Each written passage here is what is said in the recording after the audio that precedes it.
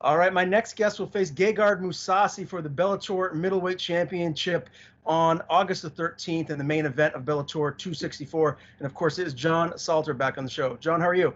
I'm doing great. How are you? I'm good. I appreciate your time, and I'm really excited for this fight. You and Mousasi, the top of the division, and this really is a marquee matchup. I know we're about a month and a half out right now, but how has this camp been going thus far?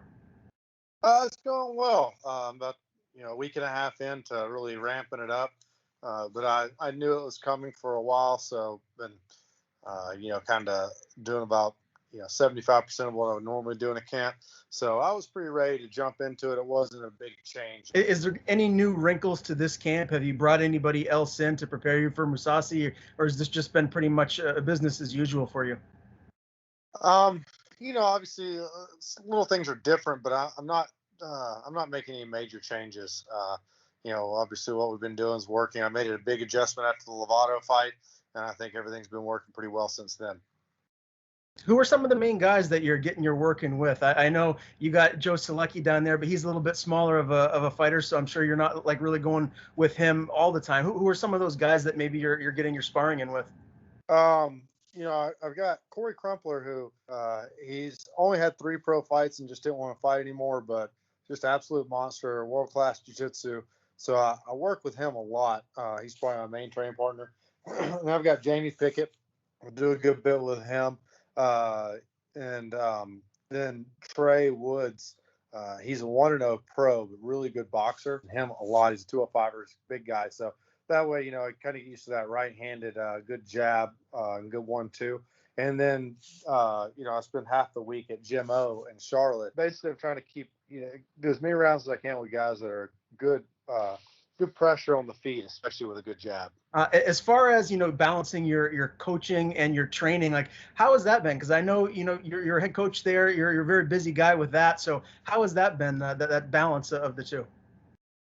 I really think I don't know how I would do it any other way because it's very convenient and it makes me train more because I coach classes, but if I coach a class that's got 30 people in it, 7 or 8 of the guys, probably gonna be black belts. So as soon as I get done running technique, and I get to drill the technique as we're going through it, and then I just go live. I train with those guys. So when you guys like Corey Crumpler, Joe Selecki in the room, that level of black belts, plus so many more. Adam Jetton, who's been a good training partner of mine for a long time, is a good black belt. When you got guys like that, I got to jump out there and train, and it just keeps me going. And that way, I don't have that option of, am I going to go relax tonight? I go in there to coach, and I've got, if I got 4 solid black belts, then I know how to train. So it pushes me and, like I said, doesn't give me the option to be lazy. Yeah, I have a feeling that you would be a really good coach to be working under. You seem to have just like a really good demeanor. Do you hear that a lot from the guys and the girls that are there, at your gym? I think a lot of people really enjoy it, and I don't think it's necessarily anything that I do specifically. I think a couple things I've always seen that are hard to kind of get people to do when they coach jiu-jitsu is number one, be on time, which blows my mind. But the other stuff is like remembering that they're there paying to be there, so we're there to have fun and get better. And I make everybody work really hard. We grind all the time, but I'm not a stickler on anything that a lot of people are in jiu-jitsu gyms. I think it just keeps it more of a fun atmosphere. And I think it works so far. It's going really well. We've got a good group of guys, and you know, we could probably have more, but we don't have easy practices. Every day is a grind. So I think we have. I'm all for quality over quantity. And we got a lot of quality guys. So it's worked out well. How satisfying is it for you as a coach when you see someone that's putting in all that hard work and then they have success inside the cage? It must be a pretty gratifying feeling, right? Yeah, it is. Just to see that you can be I think as a coach, you're a small part. I'm not out there doing doing the work for them. I'm not in the cage for them, but at least just giving them direction, and it's just great to be a part of that. And that's, like I said, it makes it all worth it when they go out there and they win, and you just see how much it means to them. Yeah, I got to ask you about Joe Selecki. Another big win. He just keeps on moving in the right direction, this time being veteran Jim Miller. I mean, is that outcome of the fight, is that pretty much what you expected, or did you envision maybe that fight to go a little different?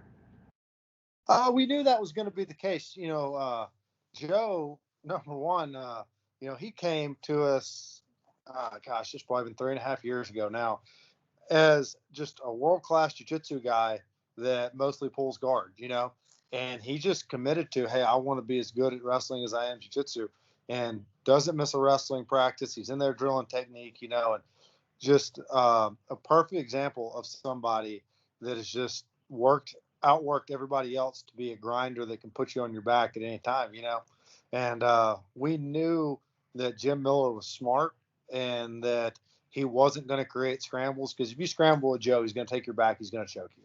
And so you almost have to, if you're on bottom, you almost just got to concede the round. And just to see it go kind of that way, we knew Jim wasn't going to make big mistakes, and he played it smart. But at the same time, if you play it smart and you're on bottom losing the round, there's nothing you can do to win, and it was perfect. He tried to scramble one time. Joe almost took his back, and then he realized how dangerous it is to do that. But Joe's just one of those guys. Nobody's going to outwork him. And I don't think there's a level he can't reach. And I thought it was funny, people were saying after that fight that, we expected more from him. We expected more scrambles and things like that. But, that's the part of being a world-class jiu-jitsu guy. You don't let people scramble. You put them there and they don't move. And I think he just showed his ability to do that. What is his ceiling? Do you think maybe one day down the road he's going to have a nice shiny belt wrapped around his waist? It's like I say to everybody, in wrestling too, as far as, nationals, is the difference between number 1 and number 5, or number 1 and number 8, and, wrestling, top 8 are all Americans, is who wakes up on the right side of the bed that day, but I think Joe's going to be a top 5 guy that at the right day, at any time, has the ability to win the title. And, people haven't really got to see his stand up, because nobody's been able to stop him from taking him down and mauling him on the ground. But his boxing is very good, and very smart fighter. He's not going to make big mistakes. Even that last fight with Jim Miller, I think it really showed some intelligence. He was winning that first round, cracking Jim Miller. He got hit one time, and rather than taking a chance on getting caught again, he kind of took a bad shot and just pulled that half guard, knew he was safe there. And he knew, he can come back those next 2 rounds and secure and make sure he wins those. And I think he's got a really high ceiling. I don't think there's a level he can't reach. Yeah, big fan of Joe Selecki. I can't wait to see what is next for him. Now, I do know you're a big football fan like myself. How excited are you now that football season's getting closer? How do you think your teams are going to be this year? I'm a big college football fan. I don't really watch pro, just never really have. Love Alabama, and I cheer for most of the SEC, but coming off that national championship last year, undefeated season, I hope they can keep it rolling. And I know we're losing one of the best college quarterbacks we've ever had, but I think they've got the right guys coming in. I'm pretty excited. I think Alabama's got a chance to repeat again. Yeah, Alabama's good every year, so they clearly have a chance to repeat. I'm a big Patriots fan, being up here in New England. So tell me, what kind of a player are Mac Jones? Because I'm excited. It's funny. He's another one of those guys that I don't think we've seen anywhere close to what he can do, because 2 years ago he kept Alabama out of the playoffs by just making some mistakes in games that we should have won. And then he comes back this year, and I thought we're going to see a different Mac Jones, but I mean, he was just unbelievable this year. So as long as he stays with good coaches, which obviously at the Patriots, he's going to be with the best coaches in college or in pro football. I think that guy's just going to be, one of those quarterbacks people talk about for a generation. That is music to my ears. I'm a little obsessed with Tom Brady. So when he left, I was heartbroken. So it's nice to have a young quarterback that has a bright future. So I'm excited to have him on the team. Yeah, he's kind of that guy too. That he's smart, stays in the pocket, and makes the good plays, and doesn't make the real bad plays now. Yeah, definitely. And that's what Belichick likes. Now, I haven't spoken to you since your last fight, August of 2020, round 3 arm triangle win over Andrew Capel. How pleased are you with that performance? Are you hoping to maybe get him out of there a little bit sooner, or do you feel like, that fight went like you expected it to? I've obviously that was a boring fight. I can admit it. It wasn't what it should have been. But watching his fights, I knew he's going to be that guy. He does a good job kind of worming out of bad positions, and people gas themselves out, and then he comes back and submits them. And he did it his last fight in Bellator. He's 2-1 in Bellator now. I think it was his only loss, but he. But what really surprised when we got there is how slick he was. I mean, I knew his jiu-jitsu was going to be good, but he was just every once in a while you run across that person that feels like they sweat oil and you just can't hang on to him. And he was kind of that guy. Everywhere we went, I could not hang on to him. And then I got cut over my eye and was bleeding. So then we kind of ended up in the point where I didn't want to bleed on it and make him more slick. So that's why I kind of set in that head and arm triangle for most of the fight, because I was trying to make sure I didn't put blood on him and give him a chance to scramble. And he just did a good job. It's another one of those things, and as much as I would have liked for it to be a lot more interesting and we would really like to get him out of there faster, he wasn't willing to take that chance to get out of that bad position. He kept turning one way the whole time. I was just waiting for, as soon as he goes the other way, I'm going to put him out. And finally, in the third round, he realized he had to take that chance, and he went the other way, and that's when I finished. But that was, one of those fights where you're going to have that fight every now and then where it's just ugly, and I kind of feel like that was it, even though I dominated it. He's just a hard guy to really do a lot to on the ground because he moves well, and he's very hard to hang on to. Yeah, well, at the end of the day, a win is a win, and any time that you're stepping into the Bellator cage, it's against high-level opposition. So, congrats on yet another victory. I did want to get your take too, John, on just the direction of the promotion, because I really like what they're doing. I think the Showtime deal is a great move. I like the ranking system that they have now. Like, what are your thoughts on everything that Bellator is doing to kind of evolve already as a promotion? I think it's all, definitely is a huge step in the right direction, because I think that Bellator has, really high level guys, especially you look at some of the divisions, they might be the best divisions in MMA for that weight class, and Bellator's, there's no slouches there, but I think the one thing that's kind of hurt them is, no ranking system. Then it's just who we want to fight for the title, we'll throw them in there, and, not being, being on Paramount, that kind of looked, when it was on Spike, it's like, yeah, we know fights on Spike TV. Then it's on Paramount, now I've got a love story movie and then Bellator coming on, so I think this is huge. I think that this makes us look the level that we actually are, and I think it's just going to be big things from here for Bellator, because it's not like they're not signing high level talent every day. So it's just going to get better and better, and the quality of fights are just getting better and better. Yeah, no, I do completely agree. Now, Bellator's, I guess, home away from home now is the Mohegan Sun in Uncansville, Connecticut. That's where they're basically doing the majority of their shows. How do you like that venue? And are you excited that you're going to have fans in attendance for your next fight? A lot of people that are planning on coming, so it's going to be cool. And I think the Mohegan Sun is a very good setup because, it's a nice venue, but there's, plenty of stuff to do there all week. It's kind of tough when you go somewhere and there's not a lot going on, not a lot to do, I like the casino. There's nothing there other than the casino. We don't have to go far to, find entertainment during the week and stuff like that. So I'm excited about going back there, especially now that they're going to be more open than they were last time.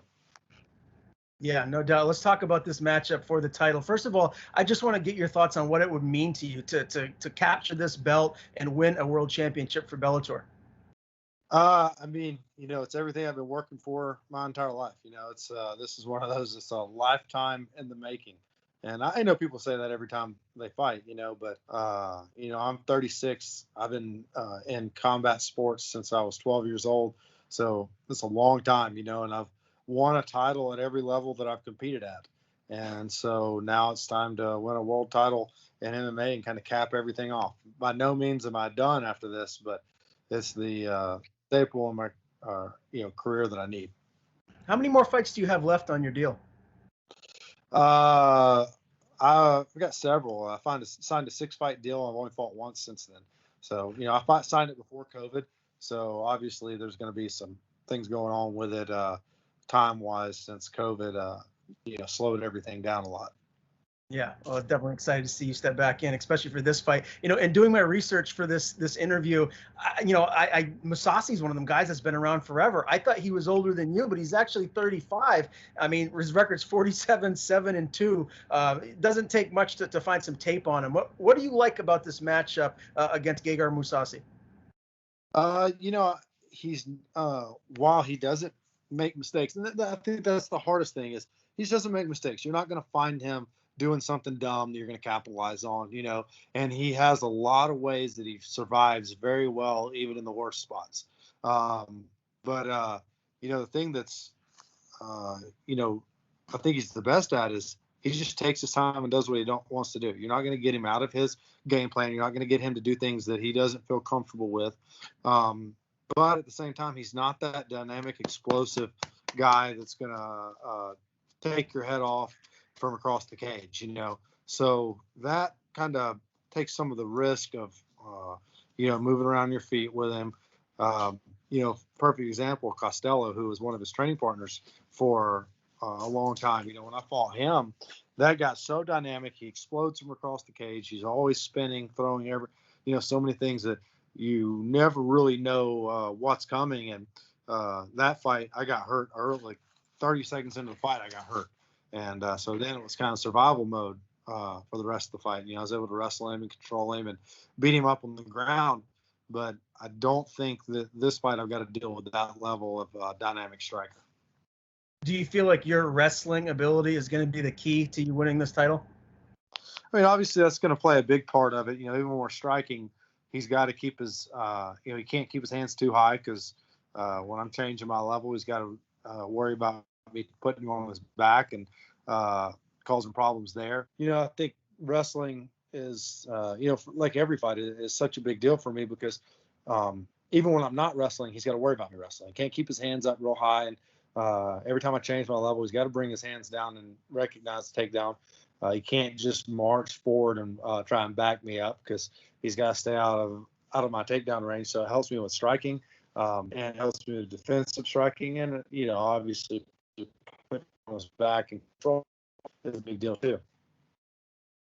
Were you impressed by his performance over Douglas Lima winning the vacant belt? Yeah.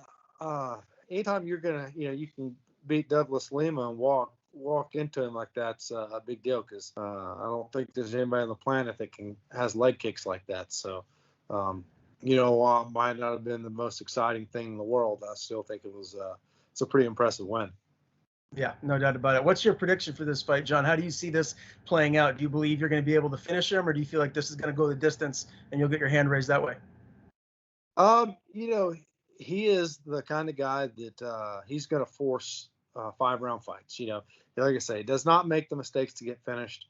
But with that said, all it takes is him one time committing to something he shouldn't, and I'll finish. I train everything I do for finishes, and so I'm ready to explode into a finish anytime he wants to make a mistake. But I think he's smarter than that. He's crafty, and even in bad positions, he does such smart things to survive that I do think this is going to be a 5-round battle. I can't wait. August 13th, can't get here soon enough. Again, Bellator 264 main event for the middleweight championship. John Salter, Gegard Mousasi. It's always a pleasure to talk to you, John. Before I do let you go, tell people where to follow you on social media, and if you have anyone to thank, the floor is yours. John Salter MMA on Instagram and YouTube. And, I just want to take a second and say all this is possible, just because of God. And without God and the relationship I have with him, there's no way I'd be where I am. So, think I've got to remember that it's not what I've done, it's what he's done for me.